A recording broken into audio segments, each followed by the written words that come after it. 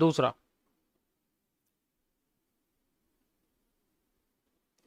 पहला टॉपिक आपका हो गया।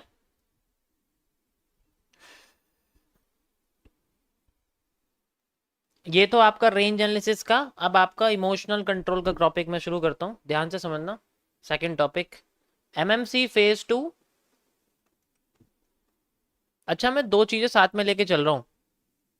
एक तो मैं रेंज एनालिसिस साथ में लेके चल रहा हूँ, वो खत्म हो जाएगा कल। कल का और बचा है, 3 ही टॉपिक्स हैं उसके अंदर, बस ज्यादा नहीं। उसमें ऑब्जर्वेशन के टॉपिक ज्यादा है, कैलकुलेशन के कम है। Phase 2, emotional control.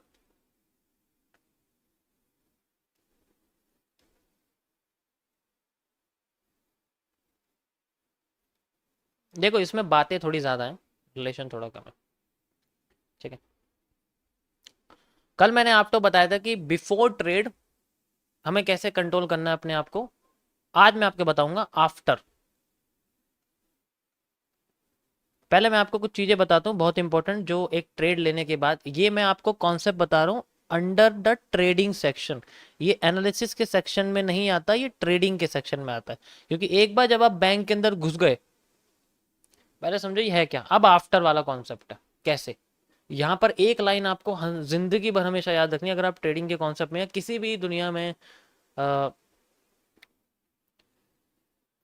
अगर आप कोई ट्रेड चल रहे हैं, तो वो किसी बैंक के अंदर बंदूक लेके घुसने के बराबर होती है।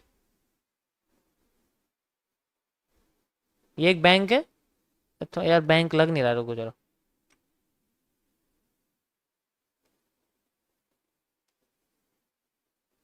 इस तरीके से मान के चलो एक बैंक है आपके सामने, ठीक है। थोड़ा सा टेढ़ा बैंक है क्योंकि यहाँ भूकंप आ गया था, इस वजह से अर्थक्वेक आ गया था, इसलिए थोड़ा सा टेढ़ा हो गया है, कोई बात नहीं। अब यहां पर आप एक बंदूक लेके घुस रहे हैं, ठीक है। ये बंदूक है, कट्टा, इसे लेके आप घुस रहे हैं। अब यहां पर बेसिकली ये आपकी वो ट्रेड है जो आप चल लेके जा रहे हो अपने साथ, जो कि बाय या सेल कुछ भी हो सकती है। ध्यान से समझना, मजा आएगा सुनने में। अब आपने ये ट्रेड लेके, बाय सेल लेके आप घुस गए बैंक के अंदर। इसका मतलब आपने लगा ली ब्रोकर के अंदर ट्रेड। जैसी ब्रोकर के अंदर आपने एग्जीक्यूशन कर दिया, ये उसी के बराबर है कि आप बैंक के अंदर बंदूक लेके जा चुके हो। अब वापसी नहीं है। वापसी तो है, गेट से वापस आ जाओ। इसका मतलब ट्रेड लगाते ही वापस आ जाओ, यानी कि ट्रेड लगाते ही क्लोज कर दो, कुछ नहीं जाएगा तुम्हारा। अगर तुम एग्जैक्ट पोजीशन पे करते हो तो ब्रेक इवन पे निकल जाओगे। ब्रेक इवन का मतलब होता है कि जिस प्राइस पे तुमने ली है उसी प्राइस पे तुम लोग इसको क्लोज कर दो, ब्रेक इवन। अब यहां पर अंदर तो घुस गए बैंक के, ट्रेड भी लगा दी, मार्केट में पैसा ही पैसा। बैंक के अंदर गए, लॉकर के अंदर पैसा ही पैसा। भाई इतना सारा पैसा भरा हुआ है, लेके कैसे जाओगे। पैसा तो ट्रेड लगाने के बाद भी फेवर में चलेगी। पैसा ही पैसा, जितना होल्ड चाहूं मैं उतना कर सकता हूं। बैंक के अंदर भी चलेगा। दोनों के अंदर घुसने में एक चीज कॉमन है, दैट इज प्लानिंग। और अगर ये नहीं की तो एक चीज होती है बस, ये प्लानिंग साइकोलॉजी के बेसिस पे भी होनी चाहिए कि कब क्या करना है। ये प्लानिंग मनी मैनेजमेंट के कॉन्सेप्ट से भी होनी चाहिए कि कितने पे करना है, मेरी जेब कितनी, पहले ये भी देखना पड़ेगा। क्योंकि रियल लाइफ में अगर किसी दूसरे बैंक में, किसी दूसरे देश में, देश के बैंक में जा रहे हो, तो वहां लॉस का मतलब है खोपड़ी में गोली। यहां लॉस का मतलब है अकाउंट जीरो। ट्रेडिंग में मतलब है अकाउंट जीरो, ठीक है।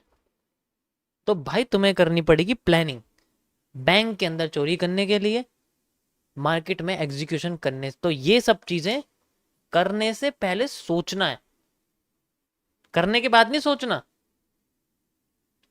तो इसलिए ये प्लानिंग आपको पहले एमएमसी के फेज 1 से मिलनी चाहिए। फेज 1 अच्छी तरीके से पढ़ो, जब पता लग जाएगा कि प्लानिंग क्या होती है, then you will execute trade on broker, या फिर इसके तो बारे में बात नहीं कर रहा, मैं चोर नहीं हूँ जो मैं तो चोरी करना सिखाऊं, मैं तुम्हें अपनी मार्केट की चोरी करना बता दूं, किस तरीके से सब लोग चोरी करेंगे जाके जब मार्केट में घुस जाएंगे।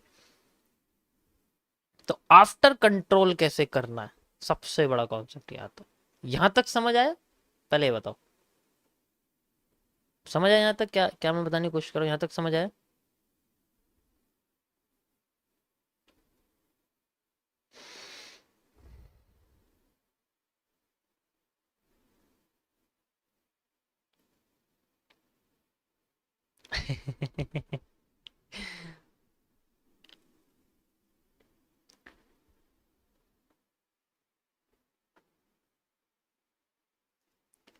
अब यहां पर आफ्टर चल दी, हमने प्रैक्टिस भी कर ली, प्लानिंग भी कर ली, सालों तक हमने ट्रेडिंग की उस एक, तुम्हें क्या लगता है मार्केट में तुम डेली ट्रेड करते हो?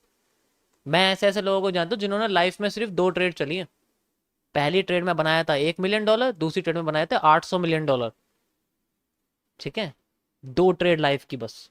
ऐसे भी लोग होते हैं जो लाइफ के सिर्फ कुछ ही एक ही 2 ट्रेड चलते हैं, लेकिन उनके लिए सालों तक प्लानिंग करते हैं, बिल्कुल करते हैं। इसके बारे में तुम्हें बताऊंगा कि लॉन्ग टर्म प्लानिंग किस तरीके से होती है, लॉन्ग टर्म प्लानिंग किस तरीके से होती है, वो सारी चीजें।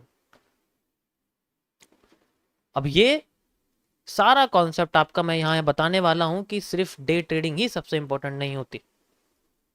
ठीक है, I am only doing it, मैं भी ये चीज करने की कोशिश कर रहा हूँ, मैं भी यही चीज करने की कोशिश कर रहा हूँ। जब ऐसा होता है तब मैं आपको बताऊंगा कि ऐसा मुझे कहाँ देखने को मिला है, मैं ऐसा कौन सा एरिया यूज करूँ जिसमें मैं साल की या 2 साल की एक पोजीशन लेने की कोशिश करूँ। मैं भी इस चीज में लगा हुआ हूँ, लेकिन अभी तक मुझे कोई ऐसी पोजीशन नहीं मिली, कोई ग्राफ ऐसा भी, ऐसी स्ट्रक्चर नहीं बना रहा है जिसमें मुझे बहुत बड़ा रेशियो देखने को मिले। मेरा टारगेट है मैं 1:50,000 का रिस्क रिवॉर्ड निकाल के दूँ, तभी तो मजा आएगा। 1:50,000 का रिस्क रिवॉर्ड निकालना इतना आसान नहीं है, बहुत मुश्किल होता है। कोशिश कर रहा हूँ कि मुझे मिले, तो होगा तो मैं तुम्हें बताऊँ, ये लाइफ की एक ट्रेड होती है। एंड यहाँ मैं आपको यही चीज समझाने वाला हूँ। आफ्टर का मतलब है कि वो लाइफ की एक ऐसी चोरी जो बैंक में घुस के करने वाला है, वो लाइफ में एक बार करेगा, एक बार करेगा, लेकिन उसके लिए सालों तक अपने आप को प्रैक्टिस करता रहेगा, सालों तक अपने आप को प्रैक्टिस करता रहेगा। ठीक है,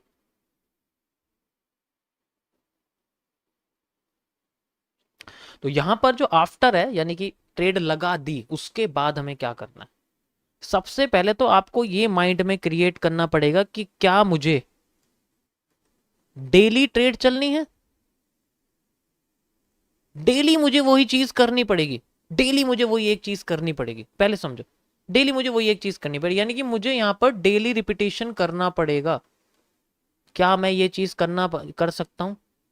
डेली रिपीटेशन, डेली रिस्क लेना, डेली उसमें से छोटे छोटे ट्रेड्स निकालना, या फिर मैं अपनी लाइफ को किसी एक या 2 अपॉर्चुनिटीज के लिए क्रिएट करूं, जिसके लिए मैं 2 से 3 साल तक मार्केट को स्टडी करूं, जो कि मैं करंट में अभी कर रहा हूं। कोई ऐसी अपॉर्चुनिटी ढूंढूं जिसमें मुझे ऐसा रिस्क रिवॉर्ड देखने को मिले जो मेरे लिए एक वरदान से बढ़िया नहीं। पॉसिबल है, ये हर चीज पॉसिबल है, ऐसा नहीं हो सकता पॉसिबल नहीं। तो या तो तुम पूरी लाइफ डेली ट्रेड करने में लगा दो, या तुम 1 या 2 पोजीशन निकालने में लगा दो, लेकिन इसके लिए एग्जीक्यूशन बहुत इंपॉर्टेंट है, प्लानिंग बहुत इंपॉर्टेंट है। प्लानिंग के लिए आपको चाहिए सारी नॉलेज, देन यू हैव। आज का मैंने यही टॉपिक रखा कि क्या आप डे ट्रेडर बनना चाहते हो, ट्रेडिंग के कॉन्सेप्ट से मैं बता रहा हूँ, या एनालिसिस के कॉन्सेप्ट से नहीं बता रहा हूँ। एनालिसिस एनालिसिस के एनालिस्ट में ऐसा कुछ नहीं होता, ट्रेडर्स में ऐसा होता है। ठीक है, तो या तो तुम लाइफ में एक बार ये चीज चलो, या तो लाइफ, या चलो एक टर्म होता है कि 2 से 3 साल में मैं 1 या 2 ही ट्रेड चलूंगा, लेकिन ऐसे ही चलूंगा जिसपे मेरे को पूरा भरोसा हो। इसके लिए तुम्हें 50 से 100 एविडेंसेस इकट्ठे करने पड़ेंगे किसी एक हैमर पे भी चलने के लिए। सोचो, एक हैमर है 1 डे के टाइम फ्रेम पे मान लो, लेकिन उसके लिए तुम्हें इसके लिए एविडेंस इकट्ठे करने के, क्या ये हैमर सपोर्ट पर है, क्या ये हैमर रेजिस्टेंस पर है, क्या ये हैमर आईएफसी पे है, क्या ये हैमर एफवीजी पर है, क्या ये हैमर रिजेक्शन ब्लॉक पे है, दिस दिस दिस करके करके करके करके, साथ में न्यूज, सीपीआई, और भी ज्यादा बहुत सारी चीजें, स्पीकर इवेंट, क्या ये सब चीजें इसके साथ इंक्लूड, ये सारी की सारी चीजें इसमें सब ऐड करते हैं। जब लगता है कि कोई ऐसी कैंडल है जिसके साथ इतने सारी चीजें सपोर्ट हो रही है, then we have a move. लेकिन इसके लिए बहुत मेहनत करनी पड़ती, और जब एक यूज किया जाता है तगड़ी वाली execution, then we have a largest risk reward इन।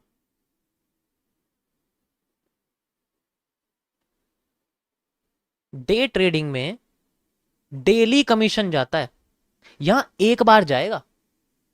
सोचो मैं तुम्हें बताता हूं ब्रोकर कितना कमाता है। अगर मान के चलो 5 पॉइंट पर ट्रेड में ब्रोकर कमाता है किसी भी फॉरेक्स के बारे में, फॉरेक्स या क्रिप्टो दोनों में 5 पॉइंट का हमेशा कमीशन जाता है पर ट्रेड में। स्प्रेड अलग होता है। किसी भी रॉ अकाउंट की मैं बात कर रहा हूं, मैं स्टैंडर्ड, प्रो, जीरो इनकी बात नहीं कर रहा, मैं सिर्फ रॉ अकाउंट की बात कर रहा हूं। अब यहां पर 5 पॉइंट जाता है पूरे साल में, पर डे के हिसाब से देखा जाए तुमने 1000 ट्रेड चली है, हर दिन 3 एवरेज मान के चलो चलिए, 5000 पॉइंट का इसके अंदर टोटल कमीशन हो गया। अगर तुम इसे मल्टीप्लाई कर दोगे ना एवरेज 0.05 लॉट से, तब तुम समझ लो कितना लॉट हो गया यहाँ पर। बहुत ज्यादा कमीशन बैठ जाता है इनका, बहुत ज्यादा।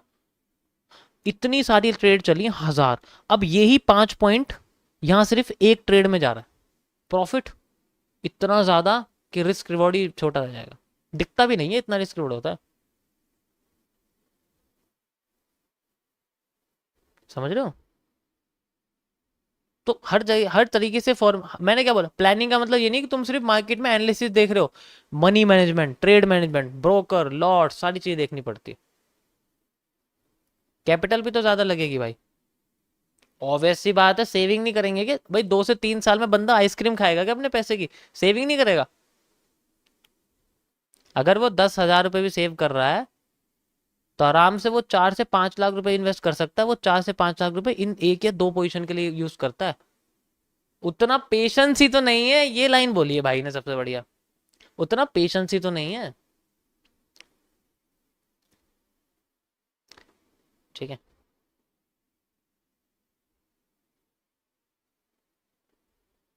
उतना पेशेंस ही तो नहीं है। जब मुझे कोई ऐसा एरिया मिलेगा ना मार्केट का, मैं तुम्हें जरूर उसका एनालिसिस बताऊंगा, बढ़िया से एनालिसिस करके बताऊं जब मुझे मिलेगा। अभी मुझे फिलहाल के लिए नहीं मिल रहा, मिलेगा तो मैं बताऊं। अगर मैं इतना सब कुछ कर रहा हूं तो सोचो मैं ये सब, मैं तुम खुद सोचो, मैं भी तो डे ट्रेड कर सकता हूँ, मैं क्यों नहीं करता हूँ। मैं भी तो कर सकता हूँ डे ट्रेड, डेली ट्रेडिंग कर सकता हूँ, मुझे कोई दिक्कत ही नहीं है, बहुत बहुत आसान है मेरे लिए तो। ठीक है,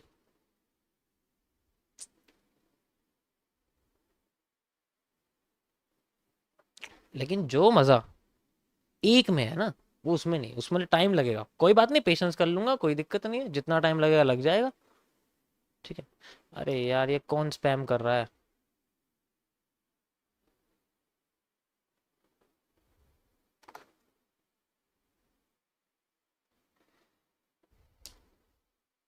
समझे।